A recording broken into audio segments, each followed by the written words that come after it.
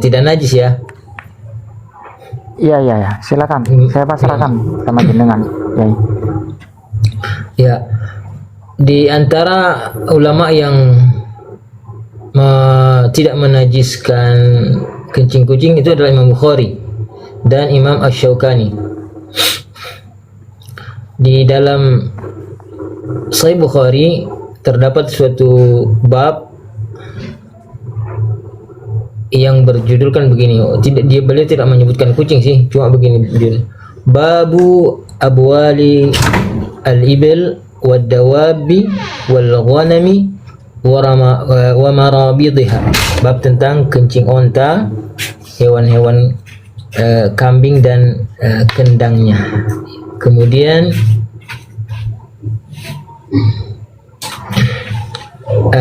Imam Bukhari menyebutkan tentang hadis al-uraniyin atau al-uraniyun, tentang hadis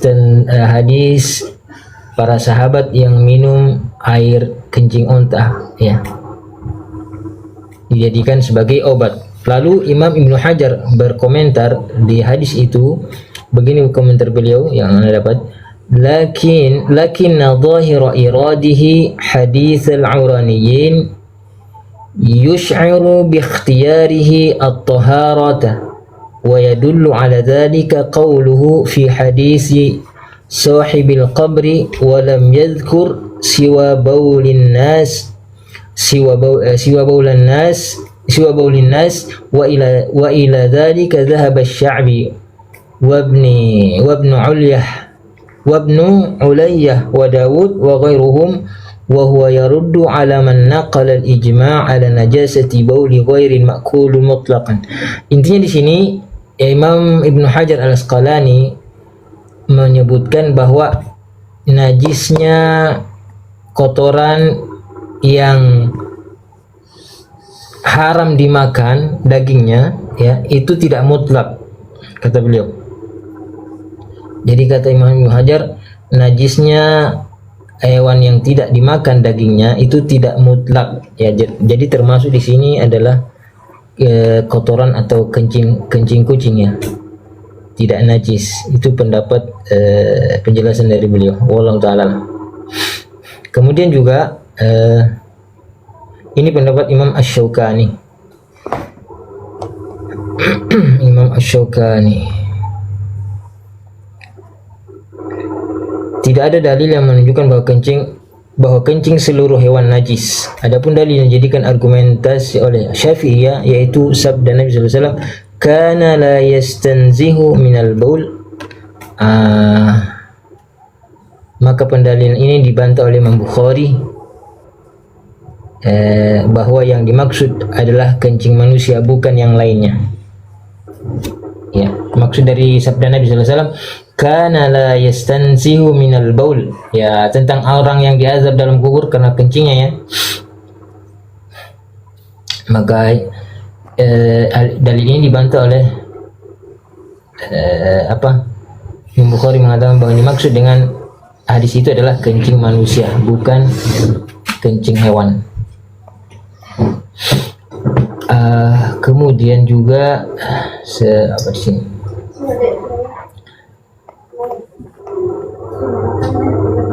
Beberapa yang perlu diperhatikan, ya, yang perlu diperhatikan terkait tidak najisnya kencing hewan-hewan yang tidak dimakan atau yang tidak boleh dimakan dagingnya.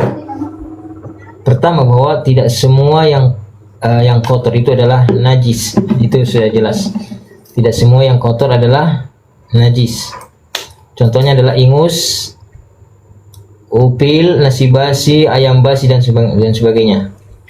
Demikian juga kencing onta dan kotorannya, serta kencing kambing dan kotorannya juga tidak najis. Bahkan menurut pendapat yang terkuat, bahwa kencing dan kotoran hewan yang dimakan dagingnya itu tidak najis.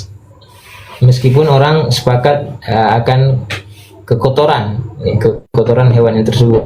Ya, misal kotoran sapi, kotoran kambing, menurut masyarakat itu kotoran, ya.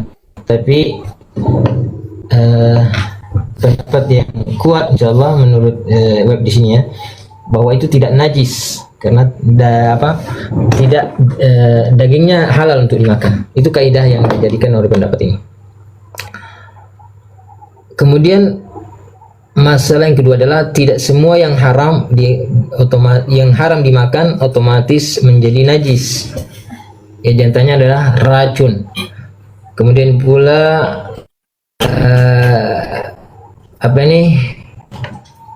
tuak ya. Tuak ya. Haram untuk diminum, tapi untuk disentuh tidak najis. Itu beberapa yang anak pahami, yang anak dapat. Kemudian terkait tentang kencing kucing ya. Di sini disebutkan ya, tadi berdasarkan perkataan Ibnu Hajar tidak ada ijma. Ya, artinya perkara khilafiyah. Baik, itu aja sih yang anak paham dari ini. Coba tuh antum ada referensi terkait masalah kencing kucing, apakah dia najis?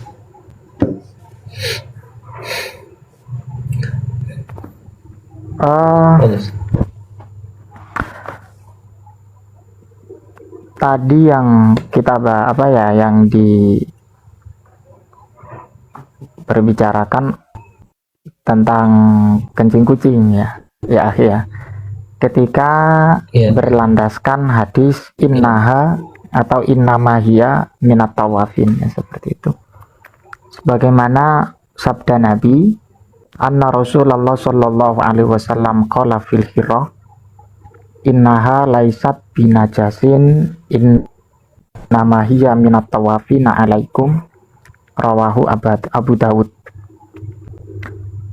Kalau saya mempunyai redaksi bahwa hadis ini ketika dijadikan sebagai sumber hukum atau istidlal hukum tentang persoalan baulul hirah, itu kurang begitu pas, karena dalam hadis ini secara laisat najisatazat, bahwa hadis ini yang secara substansi berdasarkan teks hadis, bahwa yang diungkapkan atau disabdakan Nabi itu ranahnya terhadap zat daripada kucing itu sendiri, bukan dalam persoalan kencing kucingnya. Ini kalau berbicara tentang innaha laisat binajasin atau binajisin innamahiyya minat tawafina alaikum, terkecuali nanti persoalan ini kita tarik kepada hewan yang haram dimakan dan kemudian hewan yang haram tidak dimakan. Lah, dalam persoalan dua sumber ini ada hayawan ghairu ma'kulil lahmi, ada yang al hayawan ghairu ma'kulil lahmi. Secara substansi al hayawan ghairu ma'kulil lahmi ini bisa juga dimasukkan kepada kucing, karena kucing itu ghairu ma'kulil lahmi. Lah, berdasarkan ketika kita membahas al hayawan ghairu ma'kulil lahmi, maka ini banyak objek-objek atau banyak alasan para ulama untuk memberikan konsekuensi hukum. Di antaranya adalah, saya punya kitab karya dari Syekh Al-Utsaimin, Baulul Hirrah warawsuha wadamuha najisun. Qala Syekh Ibnu Utsaimin li'anna hadhil asya'a kullaha min muharramil akli. Di antara alasan yang sangat sakral sekali yang disampaikan oleh Syekh Ibnu Utsaimin, mengapa kok dikatakan najis baulul hirrah, kemudian warausuha, kencing dan kemudian kotorannya, wadamuha dan kemudian darahnya kok dianggap najis? Ternyata prinsip beliau Syekh Al-Utsaimin, Ibnu Utsaimin ya, bahwa hirrah itu termasuk dari kerangka hayawan yang ghairu ma'kulil lahmi atau muharramul akli, yang memang tidak diperbolehkan untuk dimakan. Di antara alasan yang memang sakral di dalam persoalan kencing kucing ini versi dari Syekh Al-Utsaimin. Tapi tidak menutup kemungkinan juga ada yang berpendapat bahwa baulul khirah itu memang ada yang mengatakan tidak najis. Lah, ketidaknajisan itu saya itu masih mengkoreksi kira-kira substansi yang mendasari atau sebagai dalil payung hukum dari hal itu, ini masih belum saya temukan juga, terkecuali ada ulama yang mengatakan bahwa innaha minat tawafin, dan juga innaha minat tawafin hadis tadi itu masih dikritik oleh para ulama bahwa hadis itu bukan ranahnya kepada baulul khirah atau rausul khirah, tapi substansi daripada zatiyah kucing itu sendiri hukumnya tidak najis.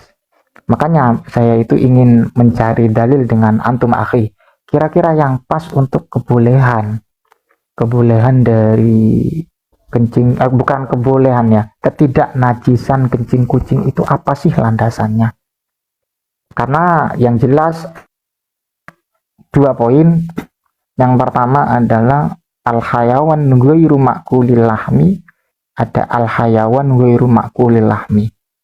Dua kata kunci ini ketika kita bahas dalam persoalan raus, kotoran, ini ternyata para ulama itu banyak hal yang menjadi prioritas dari sudut pandang atau ilatnya untuk memposisikan hukumnya seperti apa. Dan kemudian memang satu bukti kalau Syekh Ibnu Utsaimin menyatakan bahwa kotoran yang keluar dari hayawan yang ghairu ma'kulil lahmi atau muharramul akli ini positif dikatakan najis. Lah, saya ingin mencari makanya saya ajak antum untuk bagaimana, karena seringkali memang ini diungkapkan juga